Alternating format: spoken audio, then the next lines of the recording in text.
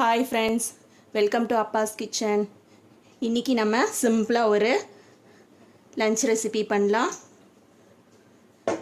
அதுக்கு ஃபஸ்ட்டு பேனில் எண்ணெய் ஊற்றியிருக்கேன். எண்ணெய் சூடு வரட்டும். எண்ணெய் சூடு வந்ததுக்கப்புறமா ஒரு வெங்காயம் போட்டுக்கலாம். வெங்காயம் நல்லா வதங்கணும். வெங்காயம் வதங்குறதுக்கு கொஞ்சமாக உப்பு சேர்த்துக்கலாம்.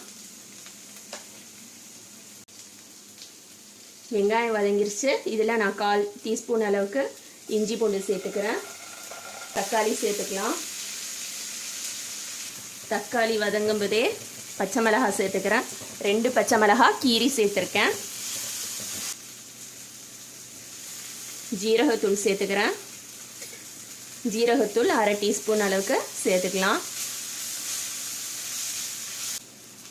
ஜீரகத்தூள் 1/2 டீஸ்பூன் சேர்த்து வதக்கினதுக்கப்புறமா 1/4 டீஸ்பூன் அளவுக்கு மிளகாத்தூள் சேர்த்துக்கிறேன். ஏற்கனவே நம்ம பச்சை மிளகாய் சேர்த்துருக்கிறதால மிளகாத்தூள் வந்து கொஞ்சமாக சேர்த்தா போதும். மசாலாவோட பச்சை வாசனையெல்லாம் போகிறதுக்காக கொஞ்சமாக தண்ணி சேர்த்துக்கிறேன். ரொம்ப வேண்டாம். ஒரு 1/4 கப் அளவுக்கு தண்ணி சேர்த்துட்டு ஒரு 5 நிமிஷம் நல்லா கொதிக்க விடலாம். இந்த ரெசிபி பசங்களுக்கு லஞ்ச் பாக்ஸ்க்கு ஸ்கூலுக்கு கொடுத்து விடலாம். ஹஸ்பண்ட்க்கு ஆஃபீஸ்க்கும் கொடுத்து விடலாம். மசாலா நல்லா வெந்துருச்சு. இப்போ இதில் நான் ஒரு முட்டை சேர்த்துக்கிறேன். வேக வச்ச முட்டை 1 சேர்த்துட்டு ரொம்ப மிக்ஸ் பண்ணக்கூடாது, லைட்டாக தான் மிக்ஸ் பண்ணணும். இப்போ இதில் 1 கப் அளவுக்கு சாதம் நான் குக் பண்ணி வச்சுருக்கேன். அதுலேருந்து வேணுங்கிற அளவுக்கு சேர்த்துக்கலாம். சாதம் வந்து நல்ல விரையாக இந்த மாதிரி செஞ்சுருக்கணும், உதிரியாக இருக்கணும் சாதம். இப்போ அடுப்பு ஆஃப் பண்ணிவிட்டு நல்லா மிக்ஸ் பண்ணி விட்டுக்கலாம்.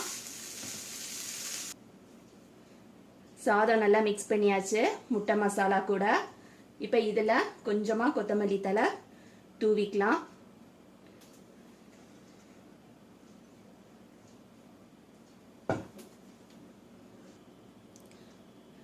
வாசனைக்காக கொஞ்சமாக நெய் சேர்த்துக்கிறேன்.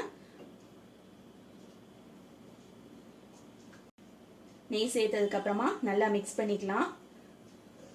சாதத்தில் உப்பு போட்டு நான் சமைச்சிருக்கேன். அதால் உப்பு வந்து நீங்கள் செக் பண்ணிக்கோங்க. நம்ம மசாலா போட்டு சாதமும் போட்டு மிக்ஸ் பண்ணதுக்கப்புறம் சப்போஸ் உப்பு கம்மியாக இருக்குது அப்படின்னாக்கா கொஞ்சமாக உப்பு தூவி மிக்ஸ் பண்ணி விட்டுருங்க, கரெக்டாக இருக்கும். அவ்வளோதான், நம்மளோட முட்டை மசாலா சாதம் ரெடி ஆயிடுச்சு. முட்டை மசாலா சாதத்தை நான் வந்து லஞ்ச் பாக்ஸில் பேக் பண்ணுறேன். சிம்பிளான டிஷ்ஷு, ஈஸியாக வீட்டில் இருக்கிற பொருளை வச்சே செய்கிறது, டேஸ்ட்டாக இருக்கும். இதே மாதிரி நீங்களும் உங்கள் வீட்டில் ட்ரை பண்ணி பாருங்கள்.